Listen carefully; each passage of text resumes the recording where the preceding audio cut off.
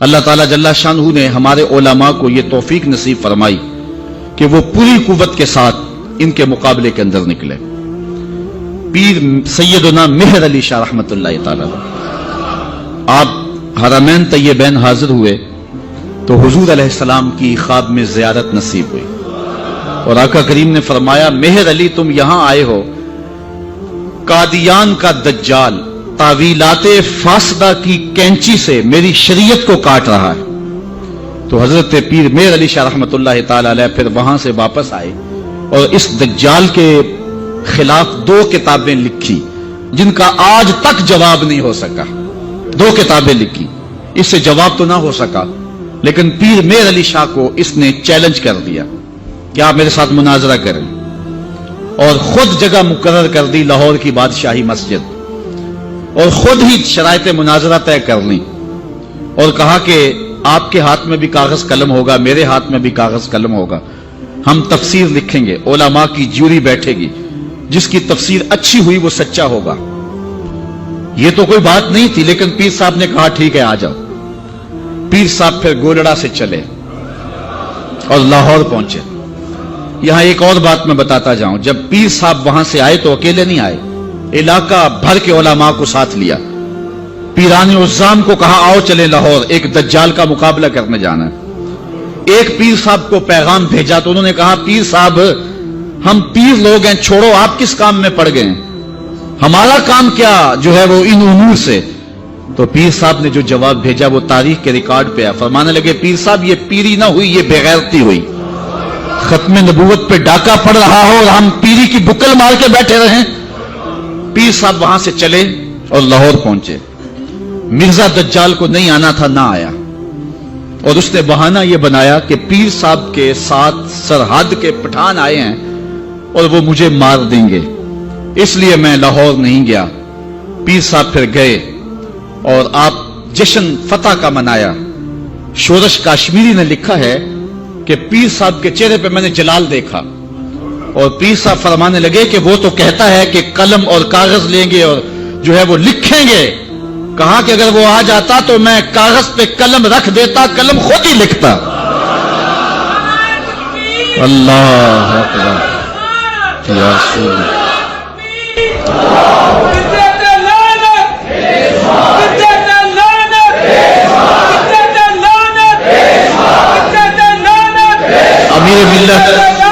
امیر ملت پیر سید جماعت علی شاہ رحمت اللہ تعالی علیہ، آپ نے فرمایا ان قریب ذلیل ہو کے مرے گا. پھر جہاں مرا آپ کو پتا ہے، گندگی میں لتھڑا ہوا تھا، تڑپتا ہوا مرا. اعلی حضرت شیر ربانی میاں شیر محمد شرک پوری فرماتے ہیں میں نے دیکھا ہے، چونکہ صاحب کش بزرگ تھے، کہ قبر میں بھی بھولے کتے کی طرح بھونک رہا ہے اور اس کے منہ سے جھاگ نکل رہی ہے. ذلیل و رسوا ہے قبر میں بھی، جب تک رہا ذلیل و رسوا رہا. اللہ تعالیٰ جل شانہ دی علماء کو طاقت دی، انہوں نے ناطقہ بند کر کے رکھ دیا. پھر جب پاکستان بنا تو سب سے زیادہ جن لوگوں نے مخالفت کی پاکستان کی وہ مرزائی تھے. پاکستان کے حق میں انہوں نے ووٹ نہیں دیا. آج بھی جو ربوے میں دفن ہوتے ہیں وہ امانتاً دفن ہوتے ہیں. ان کا عقیدہ ہے کہ پاکستان ٹوٹ جائے گا اور ہمیں اٹھا کر کے جو ہے وہ قادیان میں دفن کیا جائے گا. یہ وصیت کر کے وہاں دفن ہوتے ہیں. پہلا وزیر خارجہ بدقسمتی سے مرزائی بن گیا. پھر اس نے ایک بیان دیا تو 53 کی تحریک چلی. لاہور کی سڑکوں پر 10,000 جان نثاروں نے اپنی جانیں قربان کی ختم نبوت کے لیے. وہ لمحے ہم نہیں بھول سکتے ہیں. تاریخ سے آج بھی حرارت نکل رہی ہے کہ ایک خاتون اپنے بیٹے کو بیانے کے لیے لے جا رہی تھی.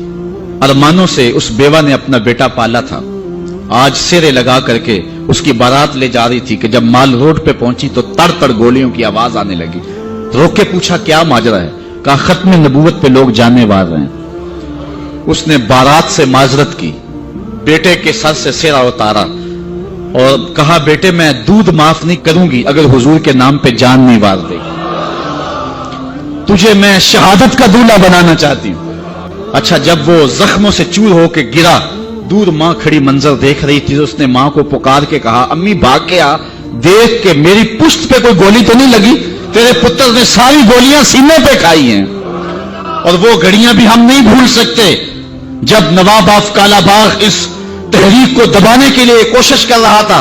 वक्त का गवर्नर वजीर खां की तारीखी मस्जिद में अल्लामा नियाजी ललकार रहे थे, ओ नवाब ऑफ कालाबाग, तेरी लंबी लंबी मूंछों से बगावत हो सकती है, मोहम्मद अरबी की काली काली जुल्फों से बगावत नहीं हो सकती है।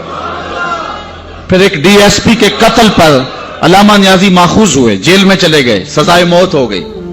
पीरजादा इकबाल अहमद फारूकी ने लिखा है कि हम 9 उम्र थे, अल्लामा नियाजी से मिलने गए तो जिस शख्स को सजाए मौत हुई है और हुजूर के नाम पे हुई है, जब अचानक उसके चेहरे को देखा तो हमारे ऊपर एक वहशत तारी होगी, दहशत तारी होगी, हम रोने लगे। नियाजी साहब ने जो कमीज पहनी थी वो जेलियों वाला लिबास, चूंकि कादावर थे तो पेट नंगा हो रहा था। तो नियाजी साहब हमारे करीब आए तो हमारे सर पे शफकत का हाथ रखा और हमें तसल्ली देने लगे। अल्लाह, होता यह है कि जब कोई जेल में पहुंच जाए और उसे सजा मौत हो जाए तो उसका खून घट जाता है, लेकिन तारीख का रिकॉर्ड है कि अल्लामा नियाजी का खून बढ़ गया था। जिस धज से कोई मक्तल में गया वो शान सलामत रहती है, इस जान की कुछ परवाह ही नहीं, ये जान तो आनी जानी है। तो जब कहते हम लरस गए तो नियाजी साहब ने हमारे सर पे हाथ रख के मुस्करा के कहा, ओ बेटो, इनका लिबास मुझे पूरा नहीं आता, फांसी का फंदा कैसे पूरा आएगा। और फिर जमाने ने देखा कि बाइज्जत और बाविकार अल्लामा नियाजी जो है वो बाहर तशरीफ लाए। सिलसिला चलता रहा। जब भुट्टो का दौर आया 74 के अंदर नश्तर कॉलेज के कुछ तलबा मरी जा रहे थे, रब्वे से गुजरे तो मिर्जाई गुंडों ने उनको जो है वो सब्बो शतम किया और ज़ोबोज़ोद किया, उनको मारा, जख्मी कर दिया। तो तहरीक फिर दूसरी बार जो है वो मिर्जाइयत के खिलाफ उठ खड़ी हुई, जो कराची से खैबर तक पूरे बांकपन के साथ चली। अल्लाह ताला रहमत नाजिल करे अल्लामा नूरानी की कब्र पे। उन्होंने उलमा के दस्तखत के साथ जो है वो असेंबली के अंदर दरख्वास्त जमा करवाई मिर्जाइयों को अकलियत करार देने के लिए, करारदाद पेश की। और फिर क्या हुआ, 3 महीने की मुसलसल मेहनत। अल्लामा सारा दिन असेंबली की कार्रवाई में रहते और रातों को दूर दराज इलाकों का सफर करके और जलसे करते और खत्म नबूवत पर जो है वो लोगों को उभारते।